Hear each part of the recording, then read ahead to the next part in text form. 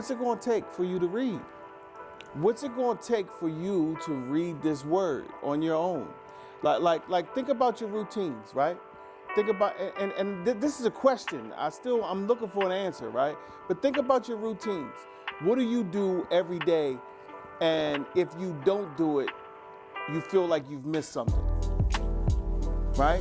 Like there's things, like I get up in the morning, like I've been getting up a little later because it's not dark at night more, so I get up at 6 instead of 5.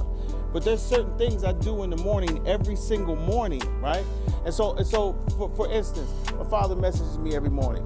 Well, the last few days, I've been forgetting to respond as soon as I get up. I've been doing it later in the day. Oh, I forgot, right? And I don't want him to think that I'm not thinking about him, right? So I make sure I respond, right? But by the time I see it at 1 or 2 o'clock, I know that I'm out of order because I was doing it right away, right? So what are the things that you do every day that if you didn't do them, right, you would feel like you're missing something, right? Now, each one of us have a routine. We do certain things. As Christians,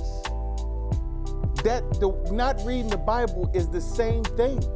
Matter of fact, it's even worse, right? Like when you don't make this a part of your relationship with God, you are so far out of order that you just don't realize it. Like the Bible has to become a part of your daily diet. It has to become a part of your routine. Listen, 5 minutes. 5 minutes. And you will never understand it until you start. You have to start. You have to start reading. There's no reason to have a Bible if you're not going to read it, right? Listen, you know what we like to do? We like to put this on the shelf and make sure it's clean because we respect it and we know this is God's word and we handle it right? We don't, like if we threw it on the floor, if it fell on the floor, we hurry up and pick it up because this is God's word. Well, it's no good unless you read it. It's no good. There's no reason to cherish it. It's just another book on the shelf unless you digest it. You have to read it, right? And so what will it take for you to get into this book? What will it take for you to get into this book? What do you have to do to start reading the Bible? You know, the other morning, like my wife is, she's not secretive, but she's not one to say, hey, I've read this week or I've read today. So the other morning, I come into the bedroom, she's sitting at the computer, and I say, hey, babe, and she drops her head. I said, oh, she's reading, right? I said, what are you doing? She said, I'm trying to read the Bible, right?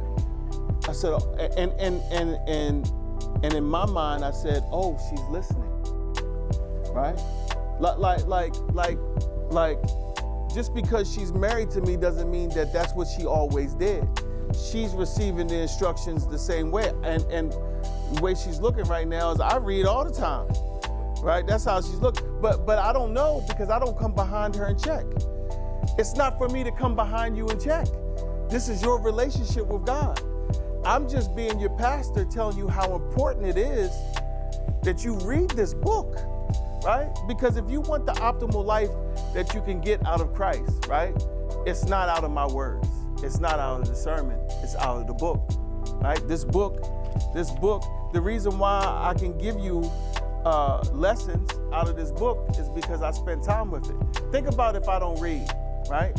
What am I going to give you, right? If I don't read, or if I haven't read, or if I haven't spent the last 20 years reading this book, then what good am I for anyone as a minister, right? Let alone a pastor, just a minister, just a teacher of the gospel. Like just because I read it 10 years ago doesn't mean that I don't read it today, right? And so it's important, man. You got 5 minutes on a lunch break. While you eating, pull your little phone out, eat your celery sticks, and read the word, right? 5 minutes early, 10 minutes late, going to bed, like purposeful. Get in this book, right? Because the life-changing revelation of this book, right?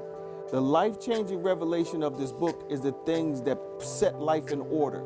If you don't ever find a life-changing revelation, if you don't ever come to that place, you will spend 10, 15, 20 years reading the word, and going to church without reading the word, and wondering why I keep stumping my toe on the same thing over and over. And the reason why is because the spirit that's behind these words in this book are the life that we need, right? And so Christianity has become church attendance more than it's become living the word of God, right?